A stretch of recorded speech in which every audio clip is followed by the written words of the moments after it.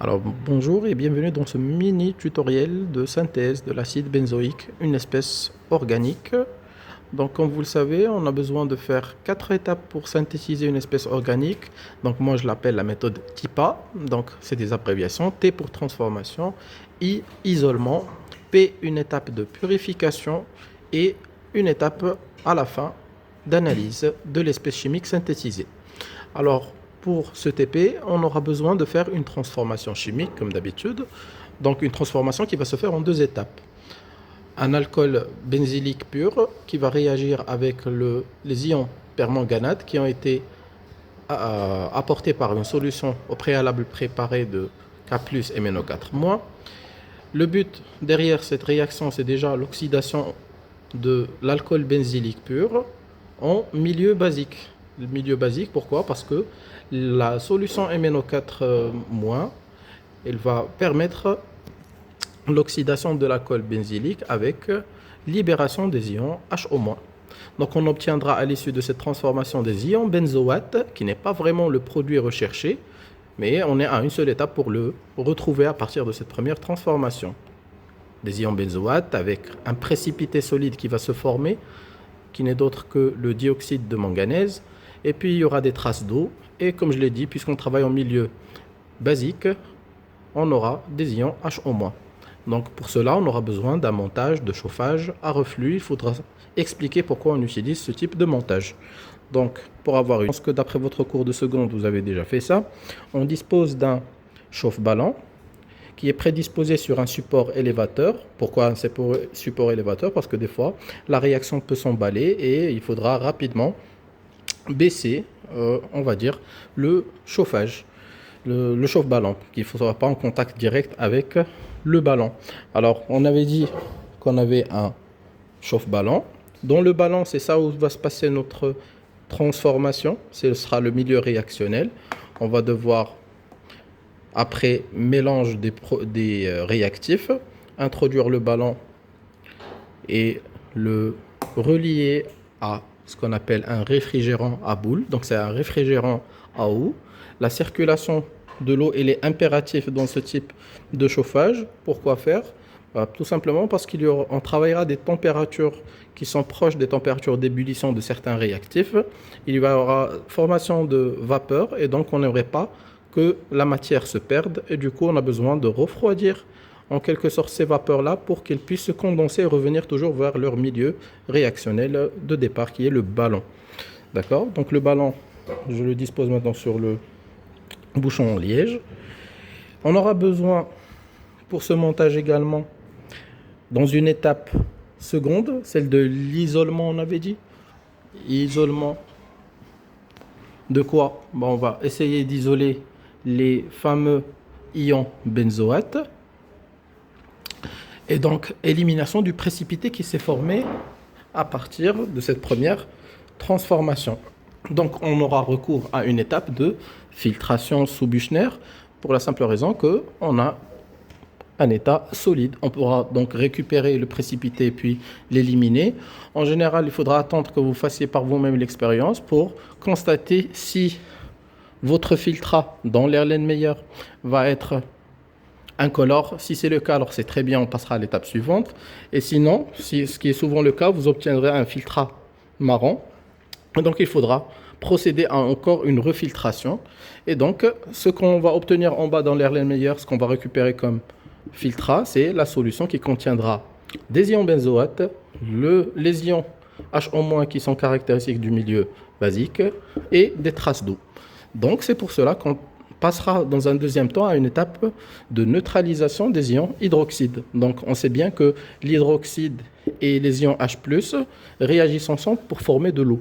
Donc on va faire cela, on va apporter ces ions H+ par de l'acide chlorhydrique. Et on va faire tout ça dans un bain d'eau glacée. Et il faudra que vous répondiez à cette question, pourquoi on utilise justement un bain de glace. Vous aurez des données concernant les températures d'ébullition, de changement d'état, mais aussi des données relatives à la solubilité de chaque espèce chimique dans une température donnée.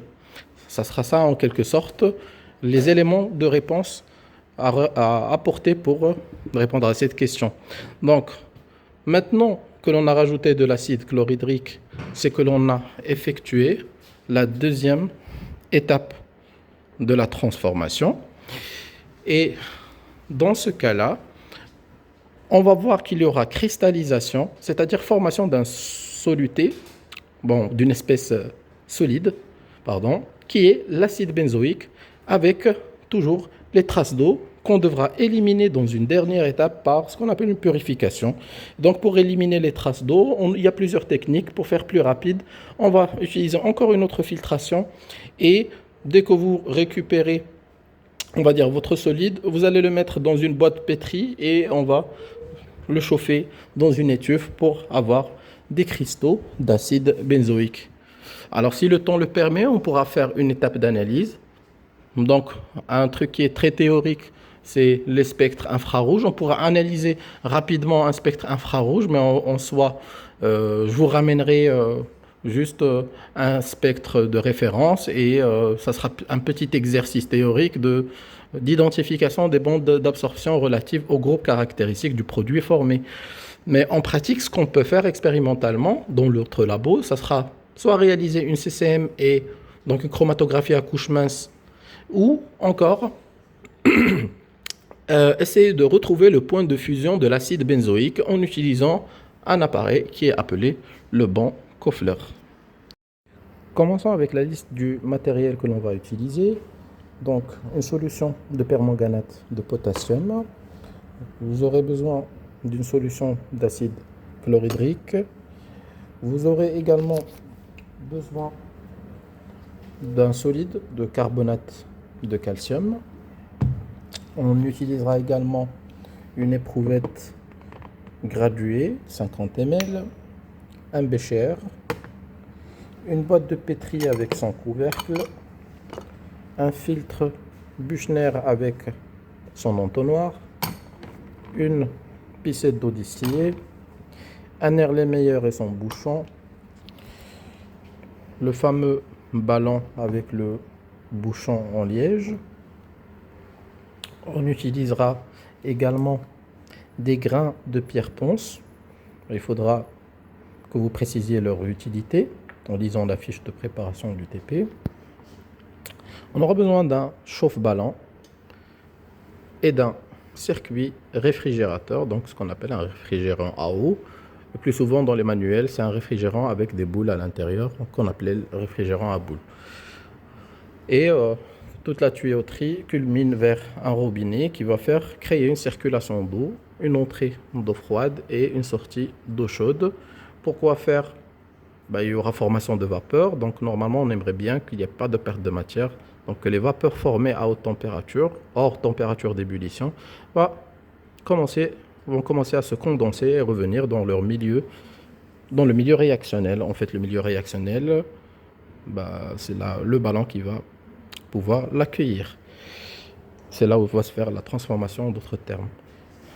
Et puis là, comme on a dit, l'Erlenmeyer sera couplé à un filtre Buchner, et le papier filtre, il faudra le mettre au-dessus du filtre, et il y aura ici ce qu'on appelle la filtration sous vide, parce que ce circuit-là va créer un vide qui va pouvoir aspirer lors de la circulation de l'eau toute espèce qui sera déposée sur le filtre. Voilà. Bien sûr, classiquement, mesure de sécurité, il faut faire attention. Les produits que l'on va utiliser, ils sont assez concentrés cette fois-ci. Et du coup, vraiment faire attention. Le port de blouse est obligatoire. Donc, c'est des espèces, on va dire, très corrosifs et nocifs et irritants. Donc, pour les filles, il faut toujours ranger les cheveux, d'accord? Et le port de gants et de lunettes de protection et la fameuse blouse, d'accord, sont obligatoires. J'ai oublié aussi que on devait utiliser du papier filtre, un stylo pour, à une certaine étape, on puisse reconnaître pour chaque binôme le travail qu'a effectué chacun de vous. Et bien sûr, on aura besoin d'une balance, coupelle et une spatule. Consigne de sécurité, il faudra toujours mettre vos papiers, votre cartable du côté, bon bien de l'extrémité de la paillasse et de laisser l'espace de manipulation bien en évidence pour que vous soyez à l'aise lors de l'expérience. D'accord, donc la première étape elle est assez simple. Il faudra utiliser la balance pour mesurer une certaine masse de carbonate de calcium. Le carbonate de calcium, on a dit, son rôle, c'est d'apporter la base ou bien les ions carbonates qui vont basifier le milieu réactionnel. Donc, je mets une coupelle sur la balance, je tare cette balance et j'ajuste à l'aide de la spatule la quantité ou bien la masse qui va être précise au centigramme près. Ensuite, on ramène le ballon avec son support en liège et on introduit notre solide carbonate de calcium à l'aide de la spatule.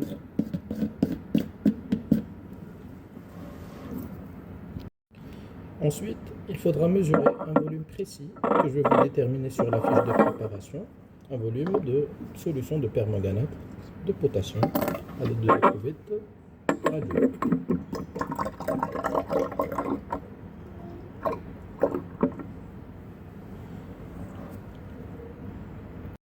Et bien sûr, il faudra introduire, on va dire, ce volume-là de permanganate de potassium en prenant soin de rincer l'entonnoir lorsqu'on introduit cette solution afin qu'il n'y reste plus de solide de carbonate de calcium dans l'entonnoir. Alors ensuite, il faudra boucher votre ballon et toujours ramener le support en liège. Vous allez vous diriger vers la haute. Pourquoi? C'est pour ajouter notre deuxième réactif qui est l'alcool benzylique. Donc vous avez ici un distributeur automatique. Pourquoi on manipule sous la haute? Parce que le produit est toxique et volatile. Donc il faudra le manipuler avec précaution.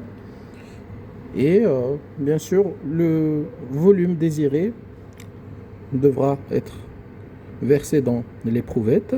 Puis vous allez faire le mélange, donc introduire le volume d'alcool benzylique dans le ballon, mais petit à petit. Ok. Étape suivante, on rajoute quelques grains de pierre ponce au nombre de 3 à 4. Pourquoi faire? Pour réguler la température du milieu réactionnel, parce qu'il y aura ébullition. On aimerait bien que la température soit homogénéisée la plupart du temps, mais aussi contrôler cette ébullition pour pas qu'il y ait de surpression ou qui pourrait engendrer probablement un surchauffement du ballon. Donc maintenant que le mélange réactionnel est prêt, on enlève le bouchon. Si on secoue assez, on va sentir que la réaction a déjà eu lieu et que ça commence à chauffer, mais il faudra porter ce mélange à ébullition pour réaliser la synthèse. Donc on enlève le bouchon, on prend soin de fixer le ballon au réfrigérant à eau. Bien sûr, vous tournez dans le sens des aiguilles d'une montre sans pour autant serrer au maximum. D'accord? Bien serré, mais pas au maximum pour pas, on va dire, casser la verrie.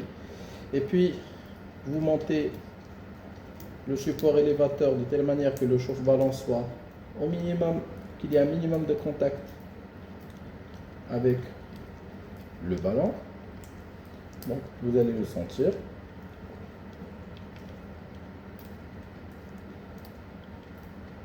Voilà, là c'est fixé. Une étape que je vais vérifier avec vous, comme d'habitude, pour les règles de sécurité. Après quoi, on pourra lancer le chauffage. Alors, faites très attention avant de débuter le chauffage. Donc, bien sûr, le bouton, il ne faudra pas appuyer dessus tant que vous n'avez pas vérifié qu'il y a circulation d'eau dans votre réfrigérant à eau.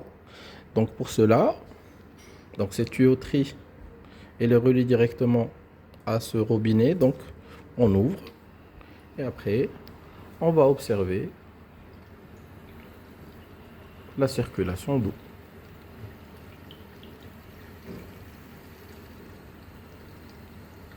Voilà. Une fois l'eau commence à circuler, c'est là que vous pourrez débuter le chauffage. On allume le chauffe-ballon et on le règle sur une température proche de 100 degrés. Mais faites attention, c'est crucial d'observer ce qui se passe à l'intérieur du ballon. Dès qu'il y a ébullition, c'est-à-dire formation des premières bulles de produit, il faudra diminuer le chauffage. Et ça, c'est une consigne super importante parce qu'il y a toujours un risque de surchauffe et il faudra que cette opération de chauffage soit bien maîtrisée. Et à chaque fois où ça risque de s'emballer, c'est ça le rôle du support élévateur. On fait comme ça rapidement et ça permet d'avoir un minimum de sécurité vis-à-vis de ce qu'on fait. Alors, petite remarque, il faut veiller à ce que le débit de condensation des vapeurs qui sont dans le réfrigérant soit à peu près une goutte chaque seconde. D'accord? Donc, quand vous obtenez la première phase d'ébullition, il faudra baisser le chauffage. Donc, je vais vous donner la consigne de le mettre un petit peu sur une température qui est assez élevée, très loin de la température d'ébullition, juste pour que ça soit plus rapide. Mais dès la formation des premières bulles, il faudra diminuer le chauffage et toujours surveiller constamment, chaque 30 secondes à 1 minute, si le débit il est assez faible. C'est-à-dire il faut porter le mélange à une ébullition qui soit douce. Là, j'ai vérifié, 30 minutes se sont écoulées, donc on peut éteindre le chauffe-ballon et baisser ce chauffe-ballon à l'aide de support élévateur. Donc, dernière étape, il faudra démonter le ballon. Et donc, pour cela, on met un gant de protection thermique et on va tenir le col du ballon à l'aide de la pince qui va adhérer au col du ballon. Après, on retire en toute sécurité notre ballon et on peut le disposer. Bien sûr, il faudra prendre le bouchon et boucher ça, puis introduire, bon, toujours à l'aide de la pince, on peut manipuler le ballon. Donc faites très attention, il faut que ça adhère au maximum. Et puis on va laisser couler un filet d'eau pour refroidir le ballon.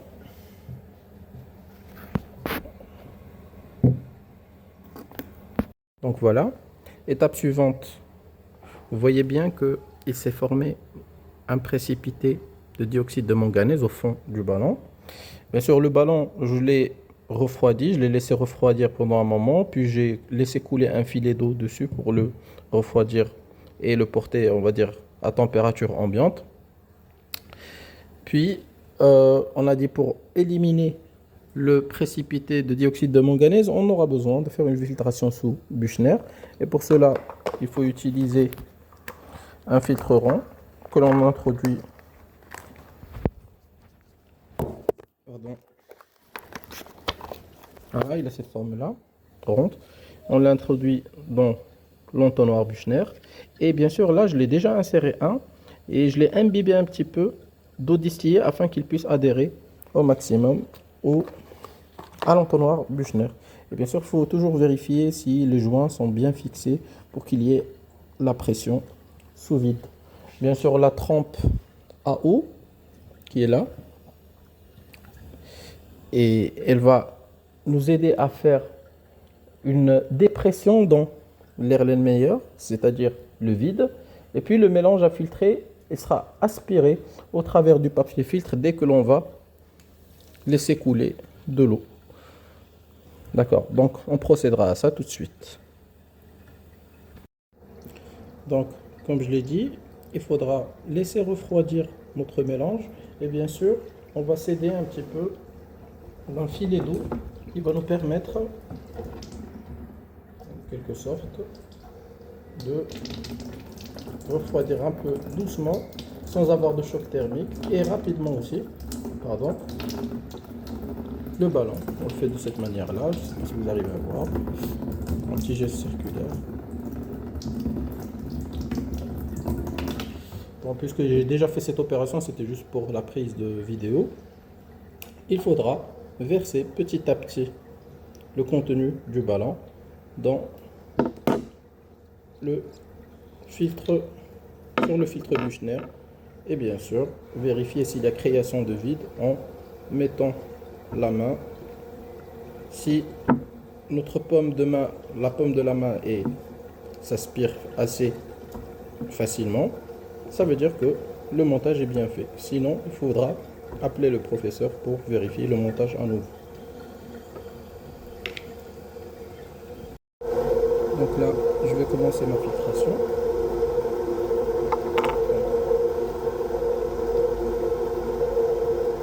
Je verse le contenu. Et en même temps, je mets la paume de ma main pour aspirer de manière plus efficace le produit. Regardez, là, puisque l'ébullition s'est faite de manière très douce et assez efficace, je vous ai dit que c'est très rare de voir un filtrat incolore, mais c'est le cas ici. Ça veut dire que l'on a très bien respecté le protocole. Si par hasard j'avais, on va dire, obtenu un filtrat marron, il fallait refaire une filtration à nouveau. Donc je vais prendre le téléphone pour vous montrer que on a récupéré tout le solide qui donnait la couleur marron à la solution. Ça veut dire que l'étape de filtration est terminée pour notre cas.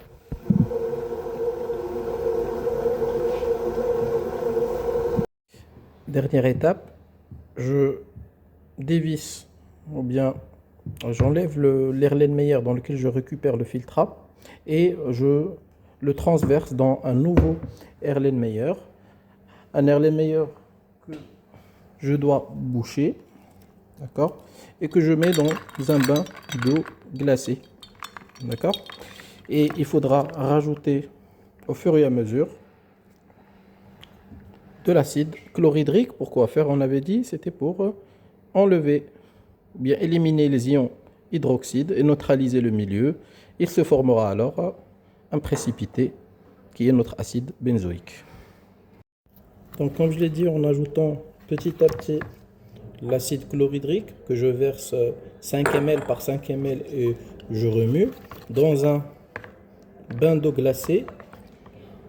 On secoue et qu'est-ce que l'on va obtenir? Je ne sais pas si vous arrivez à voir ça, mais un précipité. Donc on commence le commencement de la précipitation de l'acide benzoïque. Donc là, nous avons notre produit de synthèse. Après cristallisation, on remet encore une dernière filtration Büchner pour purifier le produit. Donc voilà, je verse petit à petit et je bouche avec la main pour qu'il y ait plus d'aspiration sous vide. Voilà. Étape finale, on récupère le filtre et on met le contenu. Son contenu, ça sera de l'acide benzoïque dans une boîte de pétri qu'on a préalablement pesé à l'aide de la balance. Comme ça, on pourra mettre ça dans une étuve et éliminer les dernières traces d'eau pour pouvoir enfin mesurer la masse finale de notre produit pour estimer le rendement de notre synthèse. Merci à vous. Donc voilà, là j'ai recueilli le produit, j'ai écrit mon nom dessus. Ben, vous allez devoir faire pareil. Et on laissera la boîte de pétri dans les tubes. Et l'expérience d'après, ça sera de faire l'étape d'analyse et de vérifier si l'on a synthétisé bien de l'acide benzoïque pur ou pas. Merci.